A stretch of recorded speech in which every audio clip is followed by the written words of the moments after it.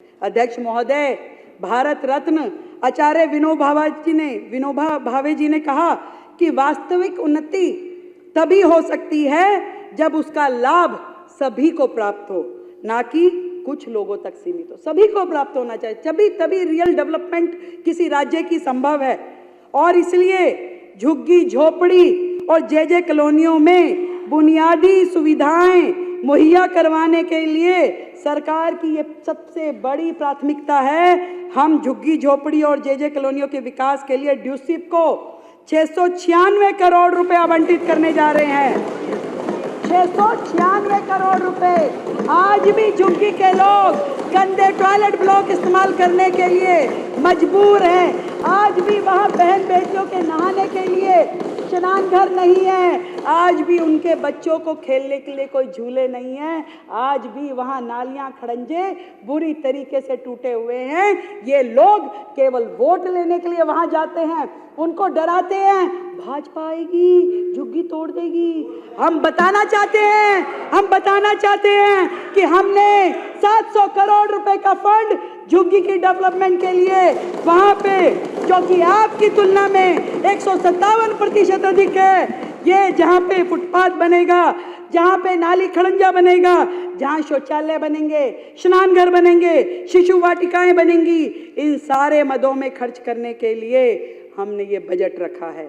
पहली बार इतिहास में अब झुग्गी वाले भी अपना जीवन जी सकेंगे। पिछली बार अध्यक्ष जी, पिछली सरकार ने प्रधानमंत्री आवास योजना के तहत दिल्ली को कुछ लेने नहीं दिया। क्योंकि वो प्रधानमंत्री आवास योजना थी तो दिल्ली वालों को उसके निमित्त किसी को लाभ नहीं लेने दिया। अब हमारी जो ये सरकार है, इस योजना को हम स्वीकार करेंगे ताकि हमारे शहरी गरीबों को इसका लाभ मिल सके। और इस योजना के तहत हमने 20 करोड़ रुपए का आवंटन प्रस्तावित किया है। इसी तरीके से हमने विधायक निधि में 350 करोड़ रुपए का प्रावधान किया। इन्होंने दिल्ली की ऐसी हालत नहीं छोड़ी, पर हमने प्रावधान पूरा किया। किसी विधायक को बजट की कमी ना हो, कागजों पे नहीं, पूरा मिलेगा। आपका तो केवल कागजों पे रहा, पूरा विधायकों को विधायक निधि पूरी दी जाएगी। ऐसा मैं आपके माध्यम से अपनी पूरे विधायकों को विश्वास दिलाती हूँ। भोजन कागजों पे था जनाब, कागजों पे था, किसी को ना मिला। अरे तुम्हारा दिल का दर्द बाहर निकल के आ रहा है संजीव भाई, ऐसे हमें पता है। और रिपोर्ट है मेरे पास पूरी कि आपके विधायकों में क्या खर्च हुआ। हमारे वाले तो फिर लड़ झगड़ के काम करवा गए। कोई नहीं। और भोजन हर इंसान की बुनियादी जरूरत है। आर्थिक रूप से कमजोर वर्गों को खाद्य सुरक्षा बढ़ाने और पोषण की स्थिति में सुधार लाने के लिए हम स्वर्गीय श्री अटल बिहारी वाजपेयी जी, जिनका ये जो वर्ष है जन्म शताब्दी वर्ष है, दिल्ली में 100 जगहों पे अटल कैंटीन के नाम से पौष्टिक 100 जगहों पे जन्म शताब्दी वर्ष पे 100 जगहों पे अटल कैंटीन खोली जाएगी। और उस मद में 100 करोड़ रुपए का प्रावधान किया गया है। 100 करोड़ रुपए का यह बजट केवल सड़कों, पुलों, फ्लाईओवर के निर्माण का दस्तावेज नहीं है अध्यक्ष जी, बल्कि पूरी दिल्ली के भविष्य को फिर से सुधारने के लिए रोड मैप है। ये पूरा रोड मैप है। अब दिल्ली की सड़कें सिर्फ रास्ता नहीं बल्कि प्रगति की धमनियां बनेंगी। अब दिल्ली की कनेक्टिविटी सिर्फ ट्रैफिक सुधार नहीं, आर्थिक विकास का इंजन बनेंगी। और अब दिल्ली का इंफ्रास्ट्रक्चर सिर्फ निर्माण परियोजना का हिस्सा नहीं बल्कि समृद्ध और आत्मनिर्भर राजधानी की पहचान बनेगी। सच में बहुत फर्क है आप में और हम में, बहुत फर्क है। ठीक कह रहे हो, बहुत फर्क है।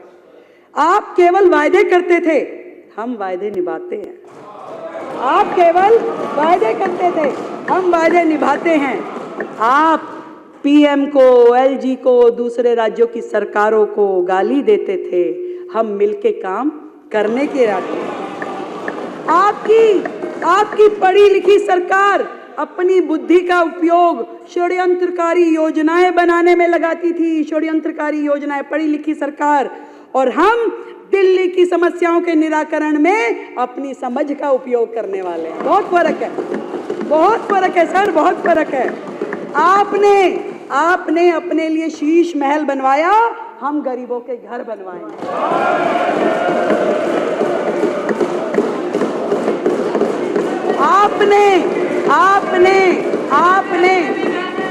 आपने अपने लिए लाखों रुपए के पॉट बनवाए, पॉट, टॉयलेट पॉट। हम झुग्गी वालों के लिए शौचालय बनवाएंगे, हम झुग्गी वालों के लिए शौचालय बनवाएंगे, स्नान घर बनवाएंगे। बहुत फर्क है आप में और हम में। आपने दिल्ली से इकट्ठा किया हुआ राजस्व, टैक्स का पैसा पूरे देश की एडवर्टाइजमेंट करने में खर्च किया, दूसरे राज्यों में जाके चुनाव लड़ने के लिए खर्च किया। पहला मुख्यमंत्री है भाई, पहला मुख्यमंत्री जो एक राज्य का मुख्यमंत्री है और प्रधानमंत्री बनने के लिए कूद के यहाँ जाऊंगा, वहां जाऊंगा, यहाँ जाऊंगा, पहला राज्य। बहुत फर्क है सर, बहुत फर्क है आप में और हम में। हम उसी पैसे को, एमएलए भी नहीं रहा, कोई बात नहीं, दिल्ली की जनता ने जो तय किया, हम उसी पैसे को दिल्ली के लिए अस्पताल, स्कूल और सड़कें बनाने में खर्च करने वाले हैं।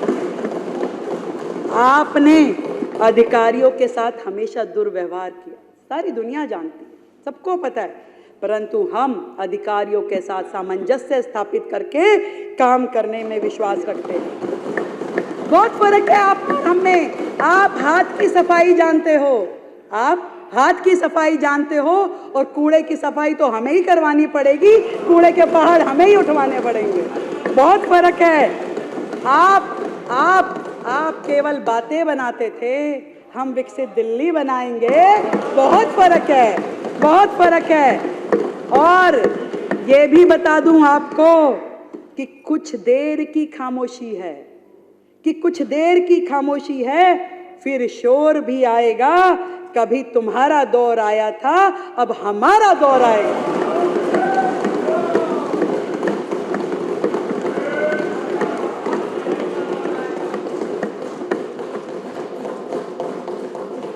दूसरा सेक्टर जो मैं सोचती हूं वो इंडस्ट्रियल डेवलपमेंट और इन्वेस्टमेंट प्रमोशंस का है।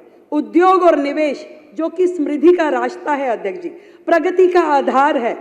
और जहां उद्योग फूलते फलते हैं अध्यक्ष जी, वही समाज आगे बढ़ता है। जहां निवेश आता है तो ना केवल अर्थव्यवस्था मजबूत होती है, बल्कि रोजगार के नए द्वार भी खुलते हैं। अध्यक्ष जी, दिल्ली जो कभी व्यापार, संस्कृति, औद्योगिक गतिविधियों का केंद्र हुआ करती थी, बीते वर्षों में अव्यवस्था, लाल फीताशाही और कुप्रबंधन की वजह से औद्योगिक विकास की दौड़ में दिल्ली पिछड़ती जा रही है। कितनी बुरी स्थिति है कि एक अफसरशाही इतनी हावी हो गई है कि कोई भी छोटे से छोटा अफसर बड़े से बड़े व्यापारी को जाके धमका देता है, उसको टॉर्चर करता है। ऐसी दिल्ली में व्यापारी वर्ग कितना परेशान होगा आप समझिए, जिसके कारण से बड़े बड़े उद्योग ठप पड़े हैं। व्यापारियों के लिए एक नई नीतियों का इंतजार है। निवेशकों का दिल्ली पे से भरोसा टूटता गया और अब दिल्ली को व्यापार और निवेश के लिए देश का सबसे अनुकूल केंद्र बनाने के लिए हमने संकल्प लिया है कि हम ये काम करेंगे। आदरणीय प्रधानमंत्री नरेंद्र मोदी जी की सोच है ईज ऑफ डूइंग बिजनेस और मेकिंग इंडिया। इसकी तर्ज पे हम दिल्ली में नवाचार, उद्यमी अनुकूल और निवेश प्रेरित औद्योगिक क्रांति की नींव रख रहे हैं। अध्यक्ष जी, ये एक दिल्ली का नया अध्याय यहाँ से शुरू होने वाला है। ये बजट केवल नीतियों की घोषणा नहीं है, बल्कि व्यवसायियों को, निवेशकों और स्टार्टअप से वास्तविक राहत देने का ठोस रोड मैप होगा। भारत के संविधान निर्माता बाबा साहब डॉक्टर भीमराव अंबेडकर जी ने कहा था,